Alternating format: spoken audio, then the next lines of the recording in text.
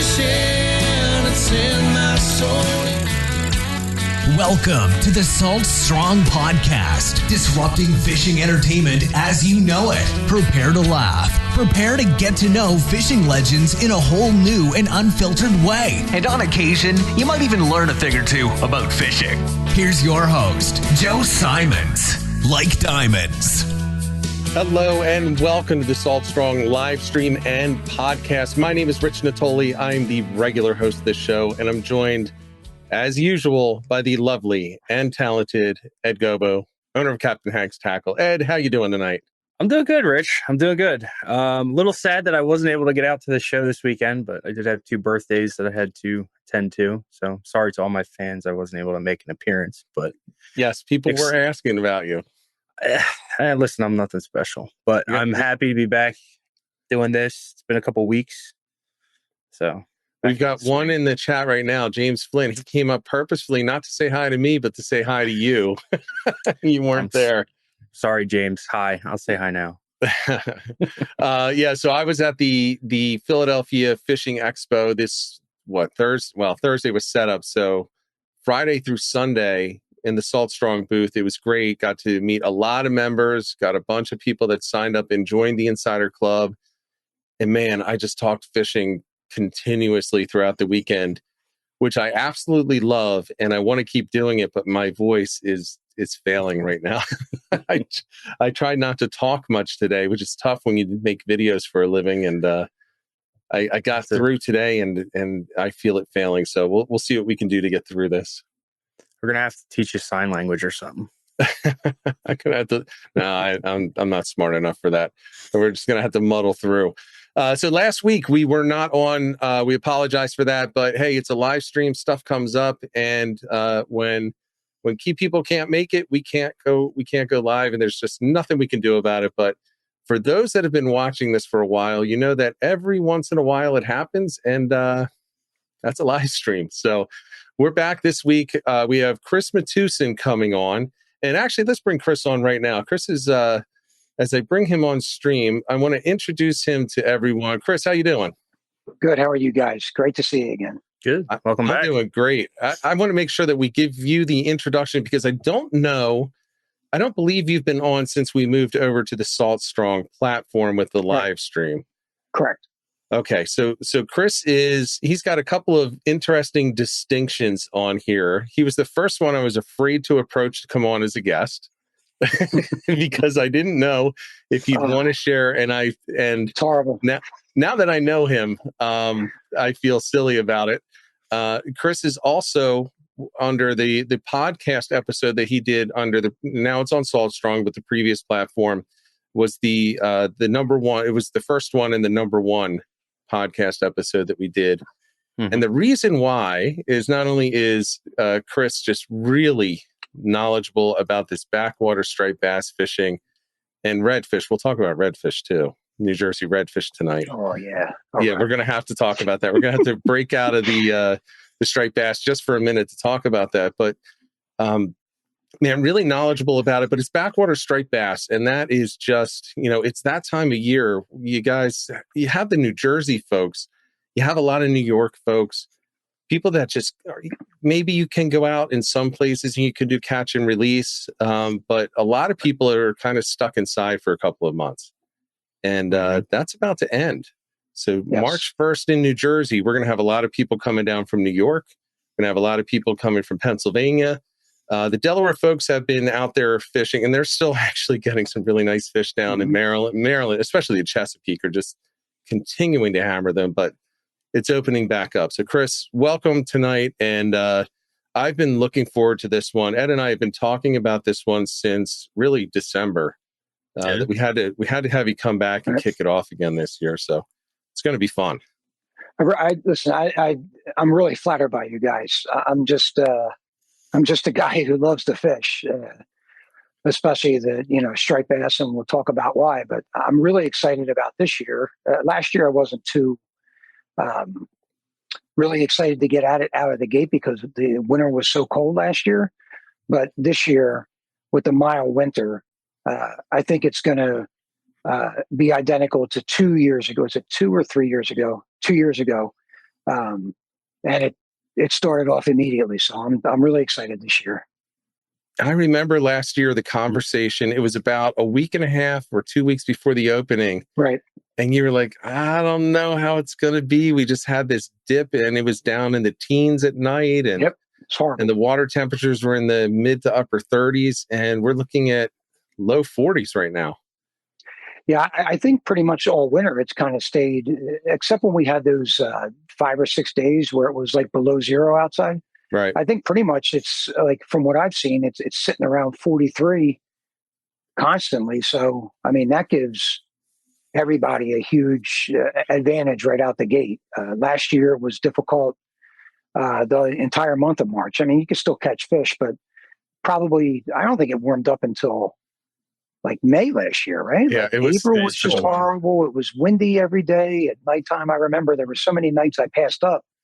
But this year, I mean, the tides don't look fantastic, to say the least, for the first couple of days. The tides are good right now. Figures it's right. really good out. Probably right about now. I think high tide tonight was a couple local spots, or like 8 something. But after we get through the first couple of days of March, we got another moon coming again. So I think it's going to kick off fantastic. I'm really eager this season. So I am too. And you'll be out opening day, I guess, whether the tides are good or not, or are you going to wait until it lines up? No, I have to, because my wife will look at me like, you talk all this and then you don't even go. So regardless, I'll be out there one way or the other. With those tides, I really don't have huge expectations, but like if opening day was like right now this week, with the tide phase, with the moon phase and the tides, I'd be super psyched. But I think regardless, even with lower tides, I think we're going to see bass early up on the flats this season. Last year was tough again because the flats stayed really, really cold for a while. I remember wading a local river a couple of times last year, and I mean, I couldn't even feel my thighs standing out there waist deep for a couple hours just looking for one bite. I do not think that'll be the case this year. I think it's going to start heavy, and I think it's going to start heavy with big bass too. I would be surprised if there's a lot of big bass up in the rivers and in the bay already. I've heard some reports of guys, targeting perch that have gotten a few nice ones, and I guess we can talk about that later about this whole close season thing here in New Jersey. But yes. I've gotten some really, really good reports so far. And not just, whether you like it or not. I mean, there's still guys that go out and target right now. And, those guys are using artificials and really not having any issue of having them bite artificials either. So. Right. So let's point out, to Chris's point. Yes. Well, I do want to talk today about the conservation side and the closed season versus the catch and release season. So we'll get to that towards the end of this. And I do promise we have several people that watch regularly that ask that we try to include something around the conservation side, even if it's just how to release fish, right? So we're going to talk about that today. I do need to say, though, if you're in New Jersey or you're fishing in New Jersey from Salt Strong, it is illegal to target them. As Chris said, we all know people that are. And I'll tell you this, that you don't even have to go out and target them, because if you just look at Maryland, which really in the Chesapeake, which has the same conditions setting up, and we're talking rivers right now, right? These tidal rivers, these brackish rivers, they have the same situation setting up down there. They have the same water temperatures in the Chesapeake. You look at the, pick any river, the Patuxent, well, that's further south, but any of those rivers, the bass are in there. They were up in the past week feeding in the shallows, so less than 10 feet of water. Yep. And they're holding at the mouths of these rivers, and they're starting to move up already. So this is like an early launch. I do remember, Chris, last year, what was the opening of fluke season? It was like May 5th, I think, something around. I think so. Yeah, it was really early.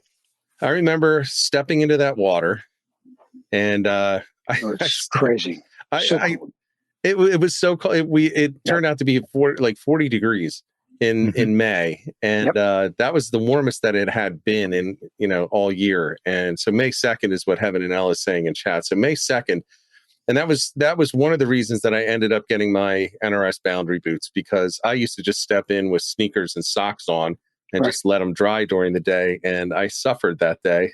I think I was with you that day. You were with me that day. I do believe I was with you that day. It was not good. And I can tell how warm the water is, not even walking in the water down here, but to cure that itch this winter. I've been going up to Pennsylvania, where I grew up. I think I made 3 trips in like 9 days. The first time I ever really targeted freshwater trout in the winter. I've studied it the last couple years and kind of went and taught myself, where to locate them, holdover fish. And it was a good time. But I think what made it even more enjoyable was that the water was not cold.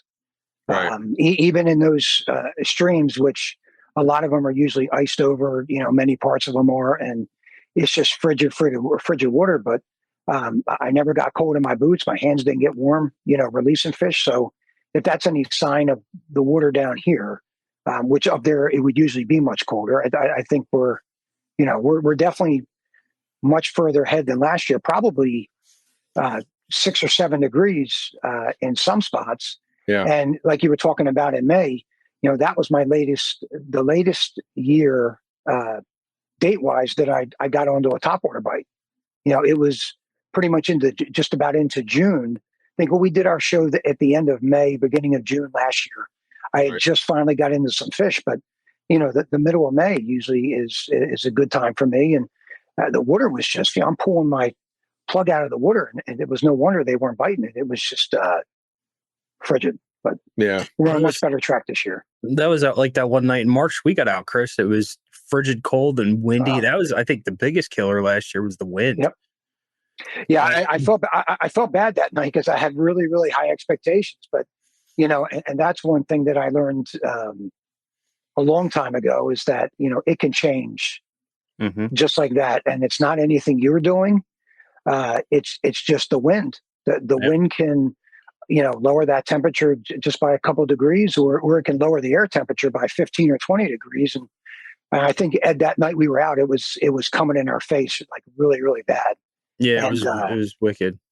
But that also that also kind of plays into this question that Edwin put up about a strong wind killing a backwater bite.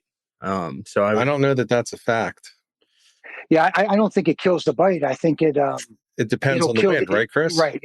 It'll kill the water temperature coming from certain directions. But if it's 45 degrees outside and the water temperature is low 40s, but you get a strong south wind that day, I mean, it can raise it 4 or 5 degrees. Now, if you get a heavy northeast or even like a west wind, shouldn't really cool it off too much this time of year, but it's blowing in your face, fishing in a lot of spots, and makes it difficult to cast. So I don't think it kills the bite. It can kill the water temperature depending on degrees, but at the same time, still water is not ideal conditions for spring bass. I have a friend of mine that I fish with a lot in early spring, and every time we go, I say, "Oh, it's just no wind today, just no good." And like, well, I don't like 20 mile an hour winds. Like, well, I like that northwest wind, 30 miles an hour in my face, and my man slays fish in wind like that. So wind definitely can be your friend, but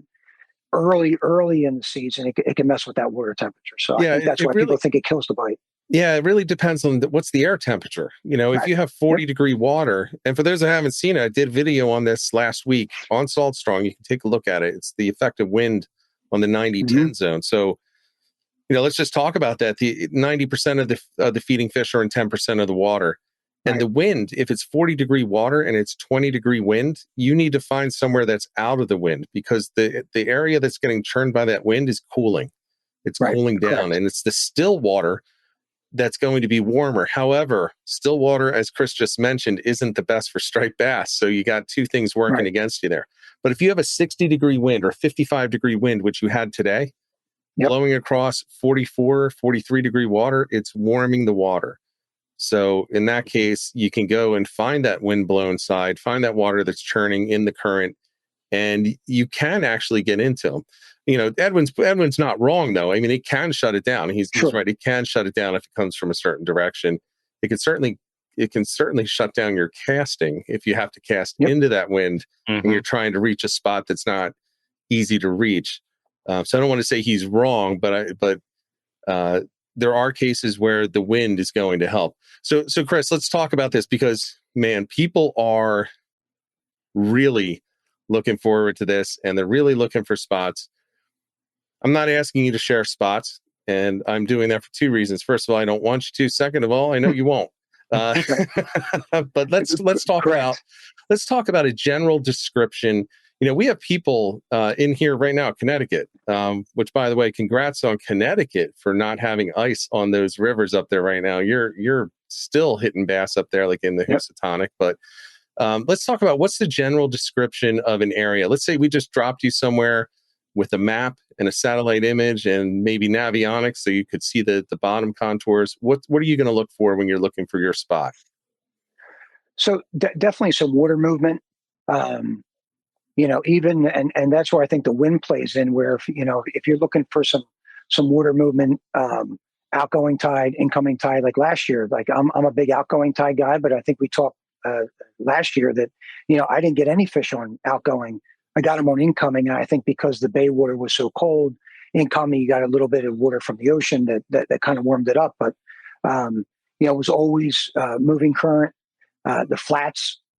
Any flats where there's just, there's a nice drop off at some point, but the sun hits those flats during the day and warms up the mud. That's another spot you want to look for. But, my biggest thing is some type of moving water. Definitely don't like that still water. And I don't like small moon phases either. Big moon, big current after that first or second hour. I don't like it when it's raging where, you're throwing a half ounce out, and by the time you crank it twice, now it's already, some cases maybe. I mean, if they're sitting down current, but some nice even water movement. That's what I look for, and also if it's earlier in the day, midday after the sun has hit, some nice mud flats. That's pretty much key for me. The two areas I look for in the early spring. Something that heats up. Now, are you going more towards? So you're going to fish, I'm guessing, primarily along rivers, right? Or are you actually venturing further out into the bays away from the river flows? I'm talking early season, let's say the first 2 to 3 weeks. I'll do both.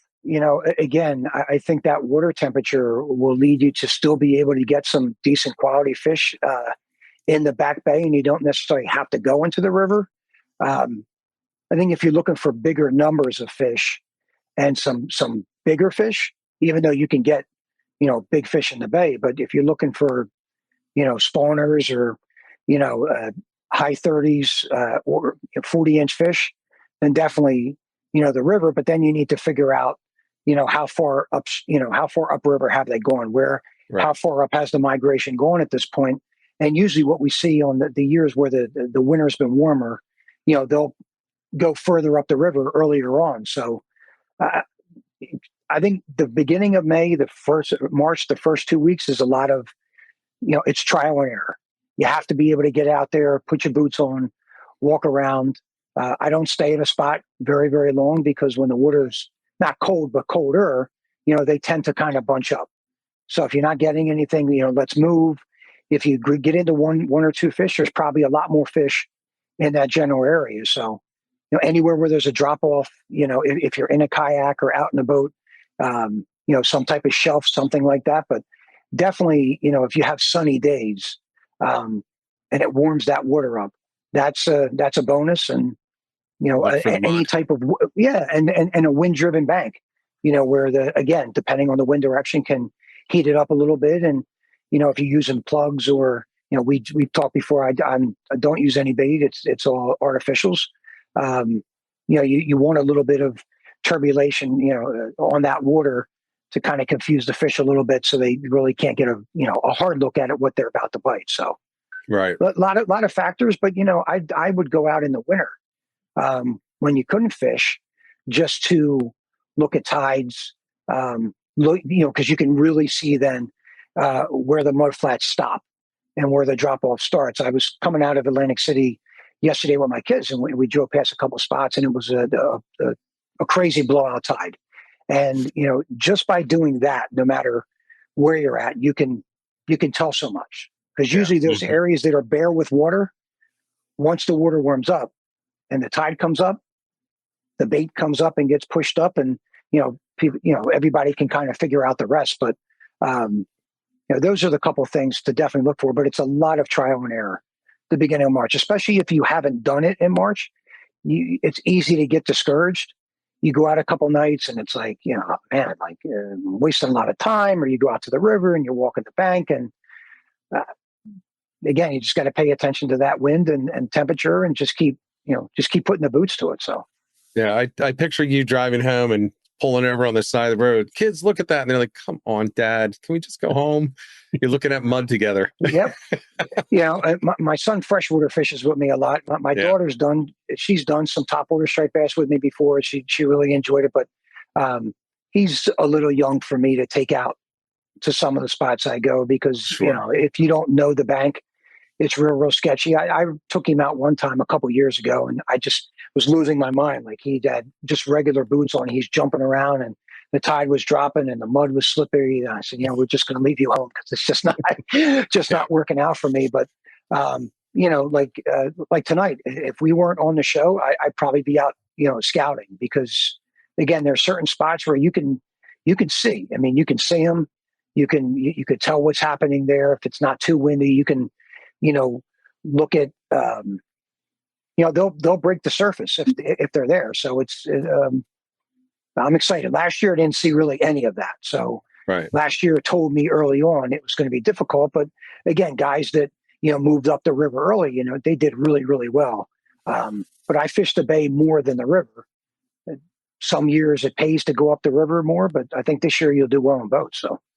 Yeah, I agree. And with this being so early this year, assuming it holds for the next 8 days, 9 days, I wouldn't be shocked if you have them all the way up the river and all the way down the river. Just, I think it's filled up at this point. And the people that aren't supposed to be fishing, that talk about catching things when they're quote unquote perch fishing, they've been all over. I will mention, be careful if you're going to fish all the way up the rivers, make sure you have your freshwater license. There are certain points where it does switch over, and you don't want to get caught without one. Even if it's a mistake, it's a preventable mistake. So make sure you get your freshwater license if you're going to venture up into those things. So let's talk about gear real quick. I know we've covered this in previous conversations, but we have a lot of new people watching this right now. So just a quick rundown of your actual rod, reel, braid, and leader sizes that you're using. Then we'll get into the terminal stuff after that. So 2 words, John Creeley, as far as the rod goes. So he made me a custom rod last year for Back Bay. I used it in the Salt too this year. It was fantastic. But even with that rod aside, I go with a 7.6. That's pretty much my go-to in the back. Depending on what you're throwing, whether it's I'll go with a fast action or I like a fast action rod, but usually, medium heavy, 15-pound braid this time of year. I usually put on like a 2 or 3 foot, probably a 2 foot, 20-pound mono leader. So I still get some really, really good feel there. You'll hopefully get into some nicer fish, but nothing that I'm worried about breaking me off, or I'm not really fishing a whole lot of structure this time of year either, so I'm not worried about it fraying up and breaking off. As far as reels go, a 3000 reel, whether it's a Daiwa, Shimano, or VR50, some people call them junk, but I've had one for a couple years now. I've used it in the surf, I've used it in the Caribbean, I've used it Back Bay, I've used it in the river. Fantastic reel, fantastic drag system. And as far as lures go, anything from a 1/4 ounce, so 1/2 ounce, I'll use jig heads depending on what what the tide strength is, and some 3 to 4 inch plastic tails, usually Northeast jig. 2 years ago, it was doing really, really good on the Ripper Shads. Last year, they wanted I think we were laughing because they wanted like the 5-inch mullets in March last year. And mag darters, if I'm going at nighttime, I just keep it really, really simple. The bag gets bigger as you go into the spring, later in the spring and summer and fall, but soft plastics and mag darters. There's a couple other things I throw as far as plugs go, but you just really kind of need to figure out where the fish are sitting in the water column, whether it's like a hydro minnow or a redfin, something like that. But yeah, but as far as size too, the small plastics I kind of keep a little on smaller size, but we've gotten them on 7-8 inch plugs in March too. So if you're up the river, herring, obviously, if you've seen the herring run the last few years, I mean, we're not talking herring this big. We're talking herring that are, a foot long or longer in some cases. So that whole where people used to say, they won't bite artificials when it's cold water, or you have to lower the size down of your presentation. That's not really true either. In some cases, you match the hatch with the bait, but if I don't see a lot of bait around, I really won't knock the size down, because some of those bass are hungry after the winter, and they see a big meal regardless of the size. They're going to bite right on it. So yeah, I tend to start, I think, around the 4-inch. I'm looking at that.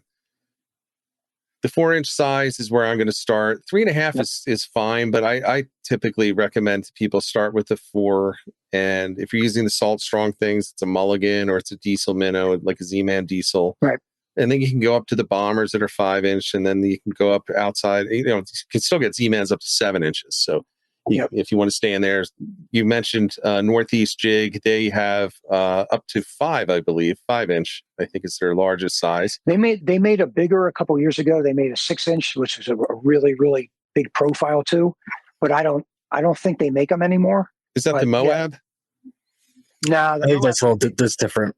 Okay. Yeah, these were still the Ripper Shad. Gotcha. But I think 4 is like the fantastic, regardless of the brand. Yeah, that's the good universal size, and it's got a really nice profile to it. They have that size when you see it coming through the water. I mean, that fits a lot of bait fish that time of year, and you can't go wrong when you start that size. Like you said, you can either move up, move down, but sometimes if you start too small, then it's this real big guessing game. But 4 to 5 inch, 4 to 5 inch plugs and 4-inch plastics. I keep it very basic this time of year. Yeah. And what depth are you looking at for your first night out? If you just had to guess, what's the depth going to be that you're going to be targeting from the sod banks? 3 to 4 feet, probably. Because I prefer to catch fish in shallow water. I think the strikes are fantastic. They fight so much better in that skinny water when they're trying to get away and they're trying to dive, and when they're diving, all they're doing is hitting the mud. There's really no place to go. So I think those are like some of the real epic battles you can get year round. But in the spring, the fish are full of energy. Ones that I have caught in really, really cold weather, they fight like there's no tomorrow. And when you release them, they have no problem getting away pretty quick. So that's usually the depth, but again, it's a guessing game, really, based on that water temperature. If it's an outgoing, as the tide subsides, then obviously, I'm gonna move out further, 6, 7 feet. But there's during the day, I'll weed out the spots that are, you're throwing 8 to 10 feet, maybe even deeper than that if we can get out far enough and hit the channel. But I prefer to start shallow, then go deeper, because if they're on those flats and now you start to walk out or whatever, they may be sitting right in front and you kind of just spook them. But you could definitely find them shallow water in March, no doubt. Yeah. So I want to bring this comment up, and I'll start on it, and then Chris, you can jump on it afterwards. For our buddy, Mr. Poseidon, I saw this one come up, and I know, Ed, you have other ones that were in before this, just because I saw it. That's fine. Don't believe in larger lures, bigger fish. I'll give my perspective, then Chris and Ed be interested in yours. I do believe that is true sometimes. Right. I do believe that sometimes when you're into a hot bite, especially, it's a good idea to continually upsize until you can, especially when you have mixed fish, right? If you have schoolie, Right. if you have rats, schoolies, slots, let's say anything from 20, depending on where you are, 25 up to 38 inches. And then you have the over slots, the jumbos that are in there as well. Sure. It's fine to start with the 4, and with a 4 you can get any of them. But if you notice that you're getting something that's in the it's all schoolies, but you think there's bigger, then you go up to the 6. Right. And then now you're getting something in the slot, and then but you think there might be something bigger. Well, then you go up to 9, and then you're getting the upper slots, and then you go to 10. And we had a guy on Sean Kimbrough. He was talking about how they used to cut up plastics and start super gluing them together until they had 20-inch lures, and that's where they're catching the 50, 60 pounders. Huh. But that's because they're weeding them out. Right. So they're weeding them out at that time, but they're not, as he mentioned, they're not starting with that. They're starting down at the lower sizes, and they're kind of prospecting. And I think this is, to your point, Chris, this is a good time of year to do that. Go with something that you can get everything on. Yep. And then maybe start upsizing. What's your thought on that, Chris? I don't necessarily agree that large fish, you need large lures. We talked before where I've gone and fished for tarpon. I mean, you're talking 50, 60, 70-inch tarpon on a 5-inch Zara spook. I mean, that's not a big bait by any means for a fish that size. But, sometimes there were times where I was throwing out like a 2 or a 3-ounce spook and nothing. You put the smaller one on and it was game on. So, whether sometimes they look at it as, it's an easier prey, the smaller fish. But yeah, it definitely does not equal out where you have to use a big lure to catch a big fish. But at the same time, we've talked in the past too that you don't necessarily need to downsize when you go into the back bay either. You can still use the same size lures you use in the summer or you use in the surf, and you don't necessarily have to change that. But no, I agree with that. Yeah, definitely do not have to use supersized lures for big fish. I mean, look at a lot of the breeders that are caught up the Delaware, 40, 50-pound bass on a chunk of bloodworms. Right. Well, there's your answer right there. I mean, when you're talking to a pot of bloodworms, maybe a little bit bigger, but again, it's smaller than a golf ball usually. Yeah, it's much smaller than, especially the price of them things nowadays. Yeah, one bloodworm bag this year is going to cost like $60. I'll dig up some night crawlers in the backyard and prick my finger and put some blood on them.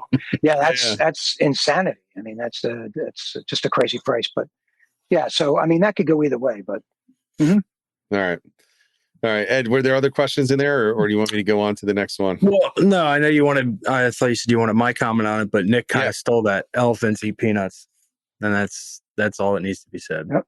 Yeah, they definitely do. All right, so let's talk. You mentioned a bunch of names of the lures that you're using. Let's go through really just your top 5. If you can only bring 5 lures with you in March, and it's a day before the season opens, and you say, okay, I can only bring 5 lures to use for the entire month. What are you putting in that box? Definitely some 4-inch plastics.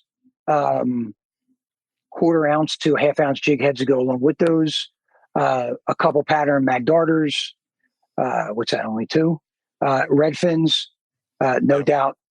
Definitely taking a couple of those various sizes. I have a smaller one that's a broken back, but then I'll throw a 7-inch in there also. Some light bucktails, 1/4 ounce.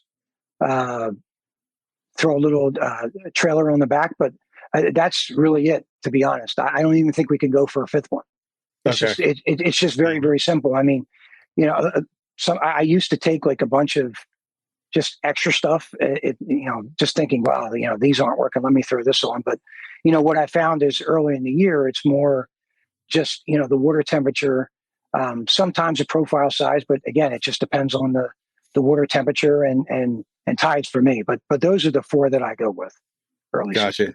It's funny. You mentioned you wouldn't even bring a 5th. I think one of the worst things that we do, maybe this is a separate topic, but as fishermen, is we go out prepared for everything. Too much stuff.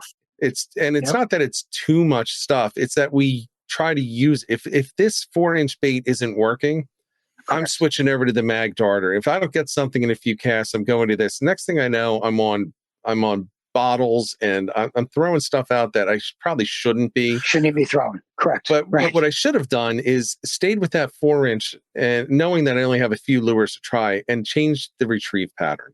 Change where I'm throwing it, change the presentation, slow it down, speed it up, do something different rather than just switch to an entirely different profile lure. And I know I've been guilty of that. And Ed and I were talking last fall where we went out, or no, I guess it was over the winter. And I didn't even bring we talk all the time.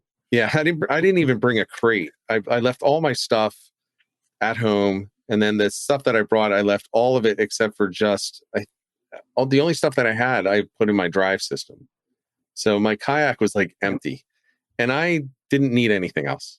Correct. Didn't need anything else. I had all that I needed, and I could have lost a record amount of lures that day for myself and still had plenty of stuff to fish for the rest of the day. Agreed. I used to go out with hundreds of soft plastics, dozens of jig heads, different top waters. And, I just wanted to mention that, it's great. We all, part of our obsession is collecting. But it doesn't mean I stopped doing it. I think, and I've just come to this conclusion. So I've just gotten back into archery after being out of it for a long time. And part of the thing with that is muscle memory and getting back into a rhythm. And I think with fishing, it's the same way. So every lure you have has a certain muscle memory and rhythm that you have to get back into. So the more stuff that you're tying on to your line, you're resetting that every time. Something different. It's different every time. So you have to relearn it and get back into that groove. So I think keeping it more simplistic, you're going to get into your groove quicker and you're going to be more successful. Yeah. Right. And I think it's about what you are comfortable throwing and what you're comfortable, working and retrieving. I think so Lee Wakefield's a really good friend of mine, those guys. And, he's excellent at using bucktails in the bay, which that was never a really big thing for me until maybe 2 years ago. I started using them, especially like later in the year. It was just, I just couldn't get the feel. It just wasn't comfortable for me. So, there'll be a learning curve again. The first week of March, after doing all this light trout fishing that I've been doing, because, you're throwing, 1/16 ounce Panther Martins, and you're just tossing them maybe 5 feet out and working on a 4-foot rod. I mean, it's big difference going back now to a 7.6, 15, 20 pound line, throwing, half ounce, 3/8. It's totally different, but, lure presentation, along with those other weather factors, that's huge. So like you mentioned, both of you guys, you could change the lure as many times you want, but if your presentation is not correct, you may be throwing the right lure, but, are we just a straight retrieve? Is it too fast, too slow? Do we need to twitch it? Do I need to let that soft plastic hit the bottom? Do I need to just pop it off the bottom and just, or a straight retrieve? It's so much trial and error. And I think that's what that second week of March is for, is really to get back into the groove of that and kind of figure out what patterns are working. As you get into April, May, eventually all your patterns are going to kind of come together. Because again, once the water gets to a certain temperature, right, everything's active and everything pretty much shows up where they're supposed to be. But the key to the success early in the season is, even over top of everything we talked about, is patience. Which I don't have a lot of. I fish fast. I fish aggressive. I don't say. I don't. No, I'm not an aggressive guy at all.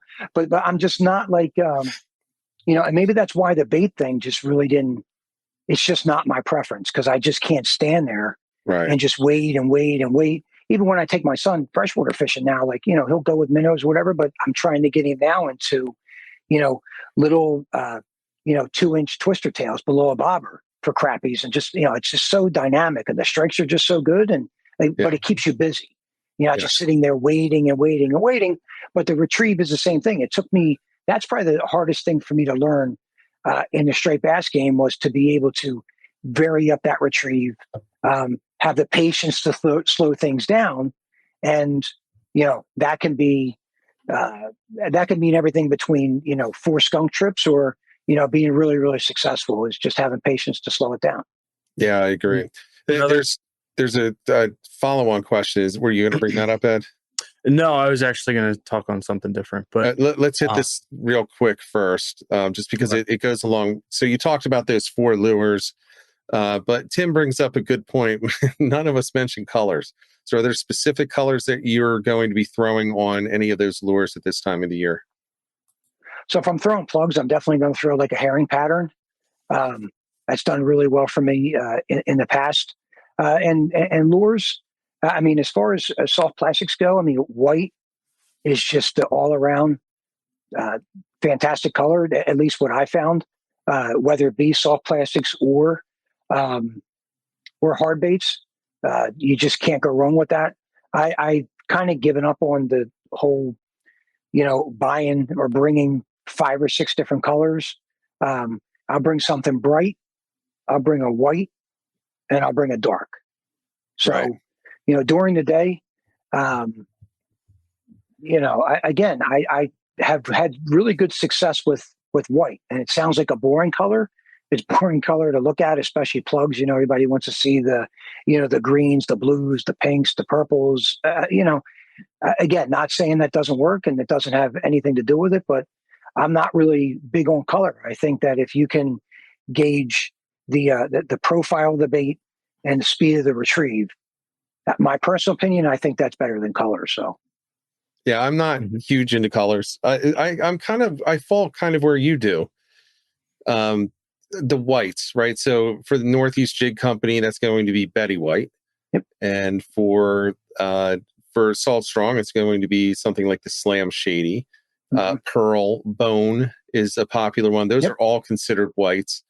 The bright ones, some people go chartreuses. I do like pinks. Yep.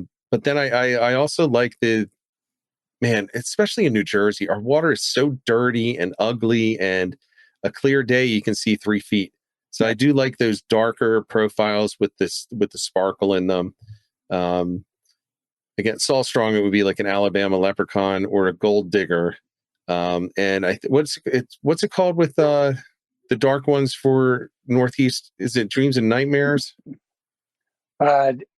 Something along that line. Nightmares and Dreams, or Nightmares and Dreams, something like that. That's a great color. I mean, I've been out there on new moons and just really slay with those. So I mean, the darker the night, darker presentation, lighter the night, more white colors like that.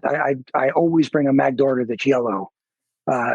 Really, that was usually a freshwater color for me. But a couple years ago, my buddy said, "Man, I'm out here slaying with this yellow, and that's the only thing that works." And working the school bus. Damn if he wasn't right. I mean, you could throw white all night, and it just wasn't. But water was stained, and the chartreuse really stuck out. So if I was to give 3 colors, just a darker, like black type color, a pink and a white for soft plastics. But if we're talking hard baits, then I would go with a bone or a yellow.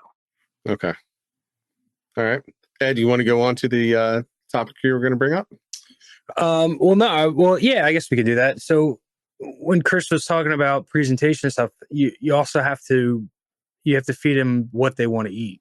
So you have to figure that out. Like I was going to reference the day that I dumped the kayak over, where everybody we tried like a bunch of different things, and the most productive part of it was actually jigging them off the bottom like fluke. Right.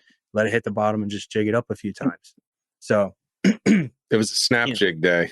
Yes. It wasn't like a John Skinner jigging. It was snapping. It was the snap jig that was getting them going. Yep. So you have to feed them what they want to eat. Not so much color. Like that day, color didn't matter. They would hit anything. Right. It was just the way they wanted to see it. Yeah. And I think of a lot of its location too. Like, there's certain bays and certain rivers that hold certain types of bait more than others, and a certain profile. They had in the fall again, there was that big squid. There was a ton of squid in North Jersey. So people were using, hot pink or squid type imitations. You could search down here all day for a squid and you would never find one. So there's an example of what works and what doesn't. But even though we don't see a lot of squid down here, I'm sure maybe there's a few here or there. But whether it be weak fish or bass, I mean, and Ed, I know we got some mutual friends that they will swear by that pink and they slay on that pink. So, I say to me, color really, really doesn't matter, but in some cases it does. But I think it depends on the area. Yeah, and what's available there.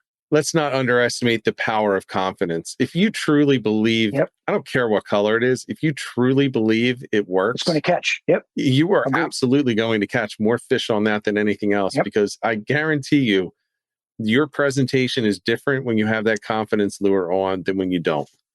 When in doubt, go with what you're confident with. Right. One night we did test, there's this odd color. It's a green with an orange tail for weak fish. And side by side, we were fishing the same exact lure, just different colors, green and orange, all night long. I'm pretty sure I remember seeing some photos with the fish having that hanging out its mouth. It's like, boy, I sent you some of those pictures. That's a unique color. But I agree with the confidence thing. I mean, I have a Zara spook that I've thrown for years, and it's silver and blue, and I catch tons of fish on there. A couple years before that, I was throwing a pink and silver. Last year, it was the blue and silver. If I took off the pink, and I would just try to switch up just to catch fish on different lures, because I get tired of throwing this, just to see if they would bite. Wouldn't touch anything else. Swear to God, same group of fish, same pockets. It was the silver and blue. But again, I think it goes back to Ed's point, the confidence. I knew I always can catch fish on that color. I would always just anticipate a strike, but when I put something on a different color, it's always like, I don't know if this is going to work. But so maybe that impacts the retrieve. It just impacts the comfortability feeling. But being comfortable in what you throw, that's such a huge part of success, not just in the spring, but really anytime. So I like that we sit here and talk about lures and some stuff that we use early season. But I think the bigger thing people need to remember is some lures you're not going to be comfortable with. They're just not going to be, I'm not a comfortable bait guy. I'm not a comfortable eel guy. Like, I just can't, regardless of the size of the fish. And people call me crazy. I just can't do it. Like, I can't get the feel for that. It's not your thing. It's just foreign to me. So, soft plastics, again, if you're just retrieving them and that's working, that's great. But when you have to start bouncing them and pausing them, that may not be for some people, because again, that's where we go back to the patience factor. But being comfortable and having confidence, that's 100%. What needs to be in the lure bag. I mean, your lures are there, but you got to have confidence behind what you're putting in there. So yeah, and if you want to try a new bait and you're not confident, put it in as your test. Because then you have all your confidence things and you can get to the point where you say, well, let's just see. And then you don't have that pressure to make it perform. Right. You've got all those other confidence things. So I want to make sure we talk about what's that? Me and the dart spins. I can't get them to work. Everybody kills bass on them. I can't get them to work. Yep. I love the dart spins. I think that I love them too.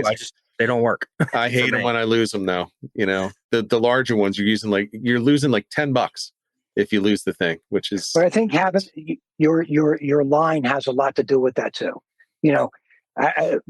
Everybody uses braid now, so it's I'm not telling anybody anything they don't know, but the different types of braid, right? You could buy this company's braid, and you could feel every tick of a quarter-ounce soft plastic. You buy another company's braid, and it just feels stiff. I found that out this fall. A buddy of mine. I got a couple different types of braid and put it on my VR50. I couldn't feel anything. Awful. It didn't matter what I was throwing, how light or how heavy. And I wound up ripping it off and I went back to what I used to use. So what was that? Because people are going to ask, if you don't say it, they're going to start sending me messages. Which braid do you not like? That in particular was some kind of like New Berkeley that was out. And I just thought it was horrible. Okay. But But that's important because some people may be listening to everything you say, saying, "Man, he fishes just like me," and they might be thinking about getting the new Berkeley. So it's good. Now, and what do you actually use? So Power Pro. Okay. Super Slick is. I feel everything with that. Everything with that. That's what I use, and I think Ed, you use J-Braid, right? I've been using J-Braid. I've been using Suffix. I've tried to stick with the 8-strand braid. I feel like that's more sensitive than, I think it's 4-strand or 4 or 5. But I've noticed that the 8-strand's a lot more sensitive, and it's smoother too. I used the 832 for a couple years, and that's really, really good line. I used for about 3 years. I used the spider wire, not the run of the mill spider wire, but it was like the camo. It was like a blue, a white, whatever. I'll next time we talk, or I'll put it in the comments tomorrow. I'll put that type of line, but it was maybe like $16 a pack, and it was fantastic. It never broke on me. It threw a country mile, and guys were laughing like, spending that money on spider wire, you got to put this on or put that on. I don't use it now only because it's harder to get. I think they've changed the design, so it's tough for me to get the ones that I used to get. But definitely, spider wire. You have to be. It's got to be what's comfortable for you. But I don't want to bash certain braid companies. I've never used Yazuri, but I know guys that they swear by that, whether they get it for free or they're on their sponsor thing or whatever. But even if I was getting it for free, if it wasn't working for me, and I wasn't, I couldn't get the feel of the lure, that's a huge thing. But line is a big deal. Yeah. So we have about 10 minutes left. We have to talk redfish. So Ed, you want to and we have to talk a little bit about some of the conservation type of stuff. So Ed, do you want to just bang through some questions here that are in there? We got two that are noteworthy because we were on the lure subject. When you try to mix in top water? Really, once the temperature hits a certain degree, I mean, whether it's May, whether it's June, but once we get into you could still catch them if they were hungry enough and there's bigger bait around, if the water's in the 50s, but my magic number is anywhere from, I don't know, low 60s. Low 60s is big for me. And again, whether that's the beginning of May or beginning of June, the earlier the better. But you definitely should not shy away from throwing those, because if you can get a topwater bite, sometimes you'd be surprised how early you can get in the year. Yeah, and let's just point out to everybody who's not really familiar with you, except for meeting you today, Chris. Chris does fish whenever it's legal, so all year for striped bass. So he's not looking at this as just a March until some other season opens. Chris doesn't care when the other season's open. He's out there fishing for striped bass. So he's not, don't care. Yeah, don't care about flounder. Don't care about tog. Listen, there's a great fish. I know, Ed. I know. We're getting you togging this year.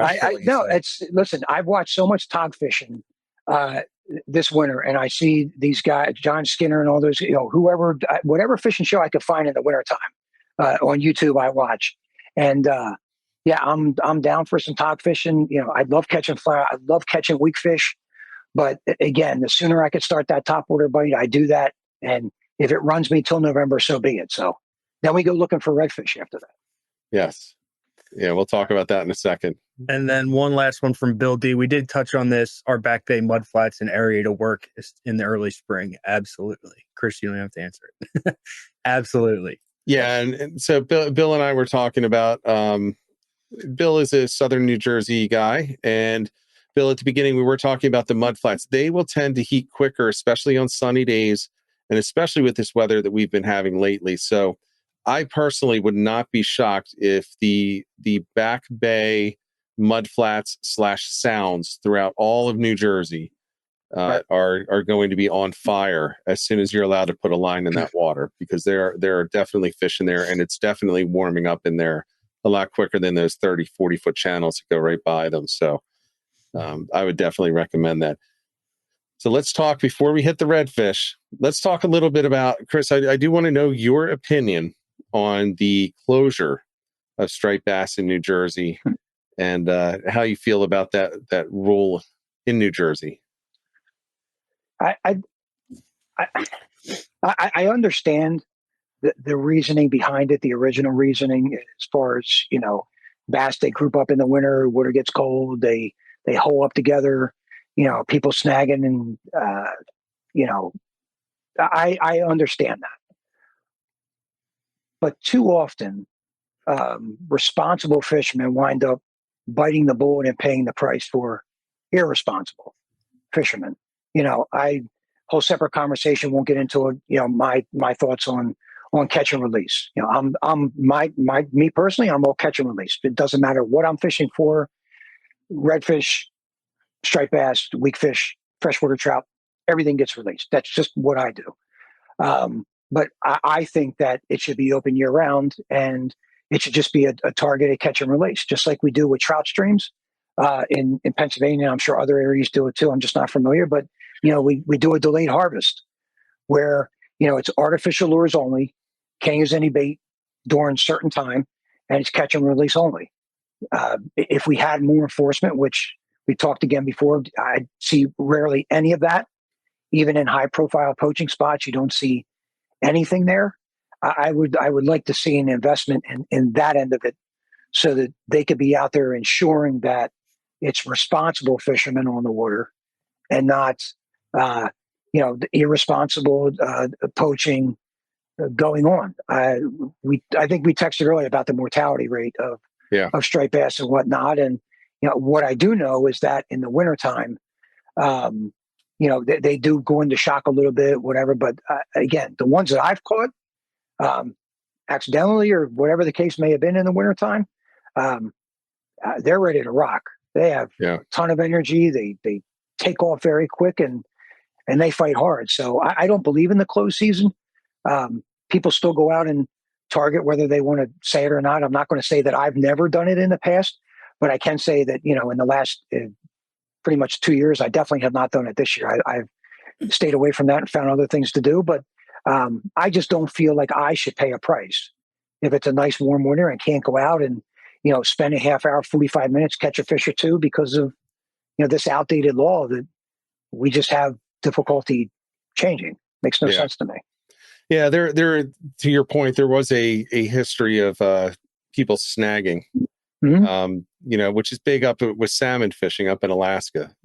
Watch one of those game warden shows, and you'll see the people snagging. Yep. You can snag the stripers when it's really cold. Now you can't this year because it's not cold enough. They're still moving, but generally, so I'm throwing out the other side of it, Chris. Although I'm on your side. I might come to the same conclusion, but just so that everybody understands the full scope of what the issue is, you can snag in the winter when it's really cold. Right. You also do have what is published as the mortality rate is 10. It's about 8 to 10% on released fish. And I do want to point out, you had mentioned that, if it's just artificial, that changes. And the reason is the stats behind this is it's a combined 10%. Let's just call it 10% worst case, right? 10% mortality rate, but that includes bait fishing and gut hooked and throat hooked fish. Right. 99% of the fish caught, I'm guessing, on artificial lures that are being actively worked are not going to get gut hooked, and they're not going to get throat hooked. Certainly not gut hooked. You might get a deep throat type of issue in one of them, but so that would significantly reduce that 10% mortality if all of it is artificials. So I think that's the other part that people have to consider. We are going to have folks coming on to debate this. We're still working on that. That's gonna be a fun one. But but I mean, maybe we should worry about certain areas. I know of the Delaware River, right? You can't target during the spawn, right? Isn't there certain areas there? So, but guys, but they still do it. Yes. I don't know what the answer is. I mean, I'm not really a political guy when it comes to fishing. I know it's become this whole big political thing, and there's a lot of, hostile tempers out there about catch and release, about seasons, everything else. Here's the thing. I'm just a guy that loves to fish. And I love to do it year round. If they keep it closed, so be it. I'll go to PA, I'll trout fish, I'll pickerel fish, whatever. But there's other ways of handling that. And I believe instead of closing it, it's not like when we close largemouth bass, right? I don't want to get off on a tangent. I know we're on a time thing, but when you close largemouth bass, right, it's during the spawn. Right. Okay. So I can understand because they sit on their beds. And I did it for years when I was a kid in Pennsylvania, where you see them on the beds, throw a spinnerbait out there or a rubber worm, you jig it across the bed and they're easy targets. They're easy targets to snag. So I get that.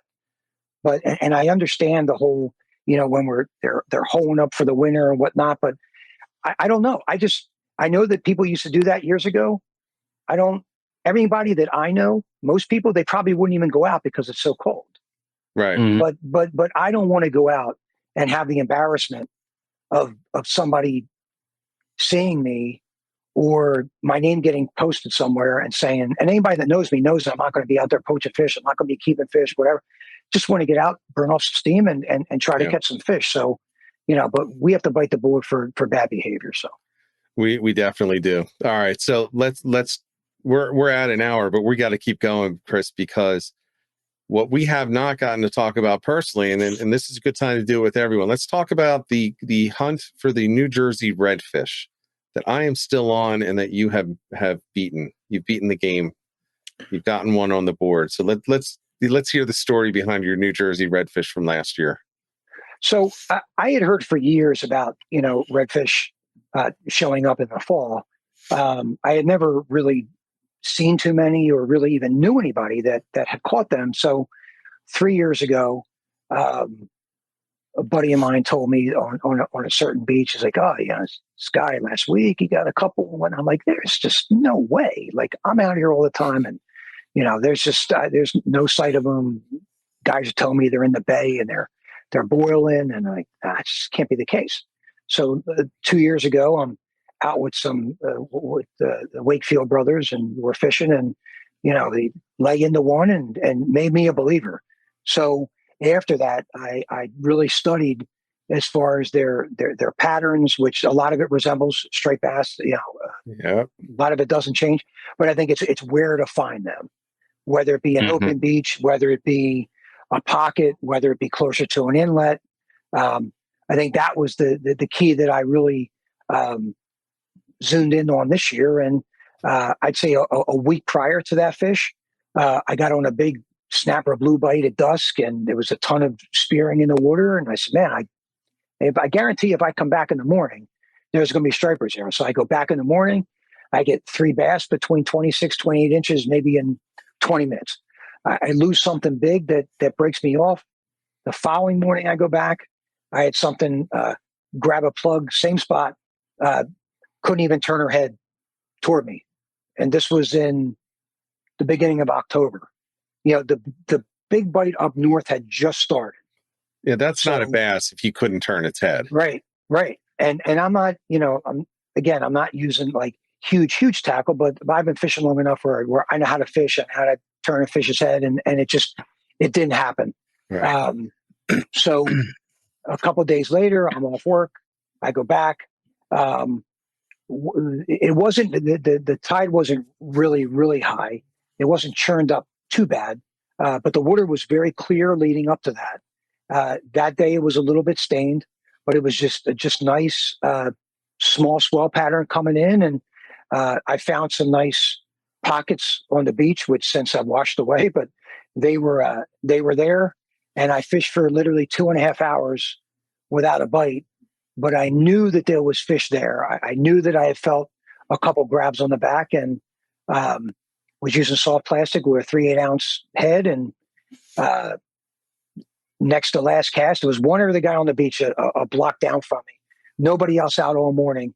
And I said, man, if I go home and I get skunked, I'm really going to be upset because I passed a lot of things to come. And that fish laid into it and just fought so different than anything else I'd ever hooked into in the surf.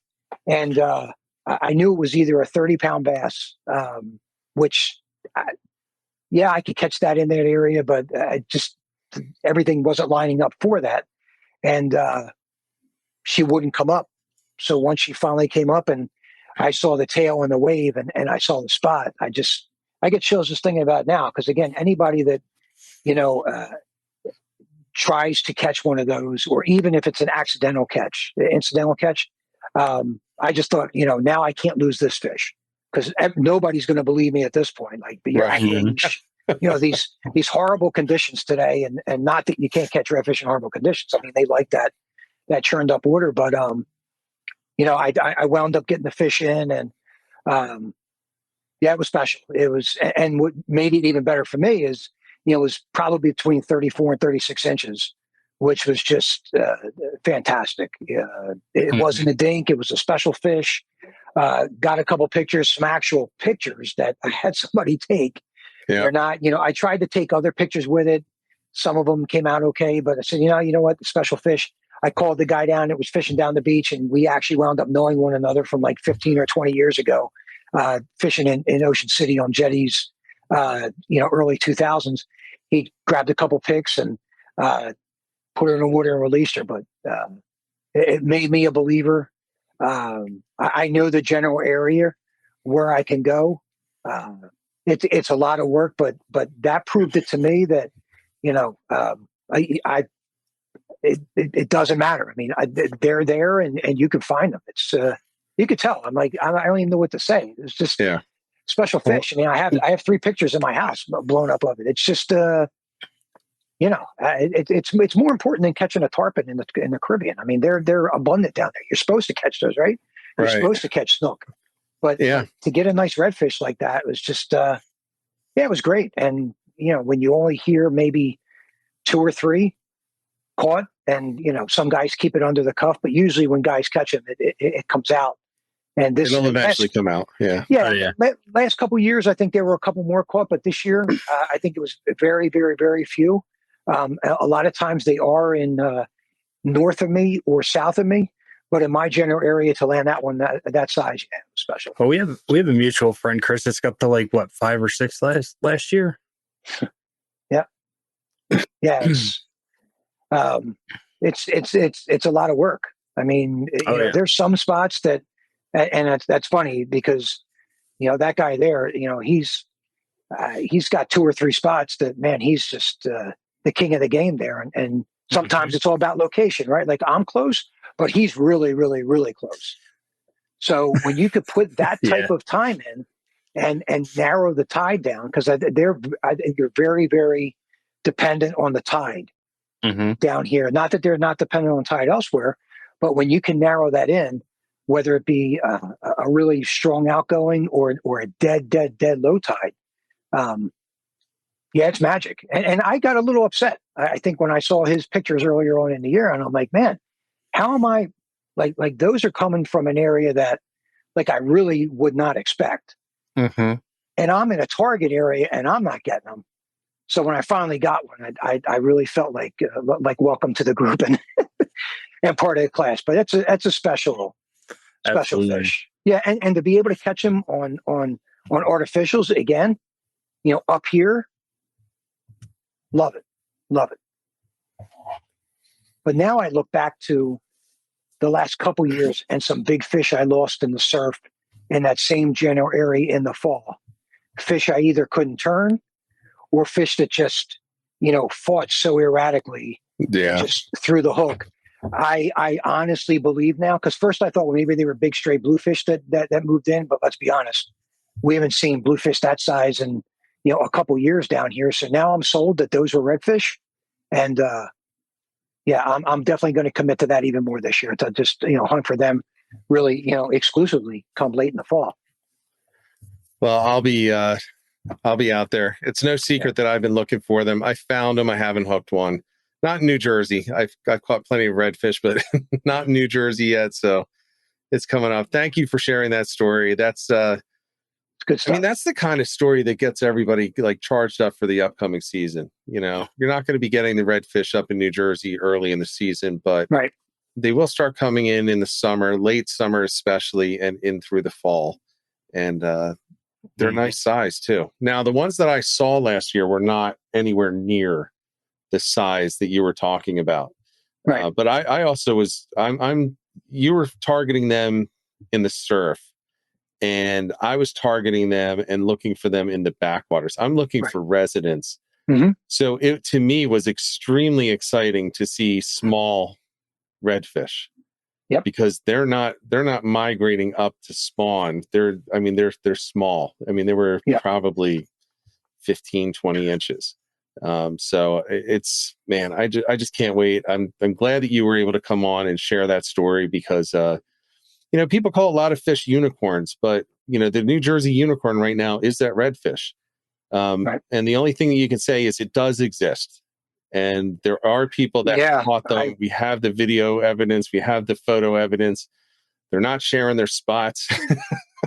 Actually, I have a good spot that was shared. Yeah. And even when people catch them, like in your presence, until I think you actually catch one yourself, it's just a weird feeling. And that was, in the fall when I wasn't feeling well, had some health problems. And I remember even before the fish went back in the water, I texted Chris Balaban from Tight Lines. Yeah. We've been really close for years, and I was just so excited. I think I texted George Bucci like right away, and I said, because he gave me some tips a couple years ago, and we've always talked about it, and I know he's caught his share in the past, and I felt like, hey, like you're like one of the boys now. It was so exciting. I just couldn't stop sharing my enjoyment, and those guys are just stellar guys and fantastic fishermen. And I feel like I owe them, part of that because, they've helped me a lot over the years. And that was a day I won't forget anytime soon. Good stuff. Yeah. And those are definitely people to reach out to and talk to. For those that have followed this live stream, actually the guys you mentioned were also guests on here. So if you know them from those previous episodes, you know that they know what they're doing. And Chris, you're right up there in that group of the guys that. No, I'm not there. I'm not. Yeah, well, look, I was talking with Frank Mahalik this weekend, and we were talking about the people that we like to surround ourselves with in fishing, and the groups that we stay closest to, and it's the people that are the humble guys that don't act like they know everything and don't really know how good they actually are. It's the other people around them that see it, and they just don't quite see it. And you're definitely in that group. George is definitely in the. George is funny because I think he gets uncomfortable. I think Chris, you probably do too, but maybe not as uncomfortable as he does. I mean, George is a good friend, and we probably have a lot more conversations than we fish together. But it's guys like him that are waving the flag, not just for striped bass, but for fishing in general. And I've told George before. I mean, I admire George. I've admired him for a long time. Frank, I admire what you guys do here. And even though I'm kind of a loner and I don't fish with people very, very often, I love the people in that fishing community down here. Yeah. They're such sportsmen. They're such professionals. They just, they really, really have perfected this craft. And, I love watching other people's success too. It's, whether it's, guys slaying, right, Ed, you and, the group of guys that you fish with a lot, 40, 50 pounders on eels, or whether it's me in the back bay or, George and a couple guys, getting big fish on bottle plugs or whatnot. It's just, we share in everybody's joy. And, to me, it doesn't matter how you fish, whether you're bait fisherman, you're lure fisherman, you're light tackle, you're heavy tackle. When you see somebody with that passion, how can you not love that? I mean, that's what brings this community together. And I found peace in it. I found, a lot of things. So it's definitely, if you put me in that group, that's very special. That's very humbling because again, I'm just a kid from Coatesville, PA that grew up just learning how to fish, ride my bike. My father taught me at a young age, and I'll forever be grateful for him for doing that and kept me out of trouble. And now I've met such a fantastic group of friends I probably would have never even known before. And half the people I know, I've never met. Right. Never met. I've never fished with. Yeah. I may never meet them in person, but we talk online like we fish together all the time, and we went to high school, and that's a connection. That's a real connection, not this nonsense that people use social media for and all this propaganda and bullying or putting people down or whatever. It's just community that we put together that you guys, I love the shows you guys do. I just love this platform. I told you before, the big thing for me coming on is I just love to talk about this. I love to talk about fishing. I get so animated. I might slip sometimes to talk about things I shouldn't talk about, but places or whatever. But that's okay. I mean, everybody spoils it on social media, spot burning anyway. But it's just a great community, and I love being on with you guys. So, well, we're glad that you're on. We're going to have to wrap it up on this one. So, Chris, thanks again for coming on. Appreciate you. Thank you to everybody for tuning into this one. Yep. This was a fun one for me. I think that you should have some information for when the season opens in your area, or if it's already open. I mean, this information works. I don't care if, like I mentioned earlier, if you're on the Housatonic up in Connecticut, or if you're down on the Patapsco down in the Chesapeake, off the Chesapeake Bay, it's all going to work for you. Correct. So bring it with you, and hopefully you get a little charged up to get out there, because now I'm totally amped to get out. It's going to be tough for me not to go right now. So I know. Luckily, I have a couple hours between me and the water, so it's a no-go. For everyone tuning in, thanks again. We're going to be back next Monday. It's going to be a coaches show, so I can tell you right now that it's going to be open. Everybody all up and down the coast throughout the country. Any questions you have on fishing, the Salt Strong coaches will do our best to answer them the best way possible. So until next week, until next episode, get out there, get on the water, get some tight lines. See you, everyone. See you. 'Cause fishing, it's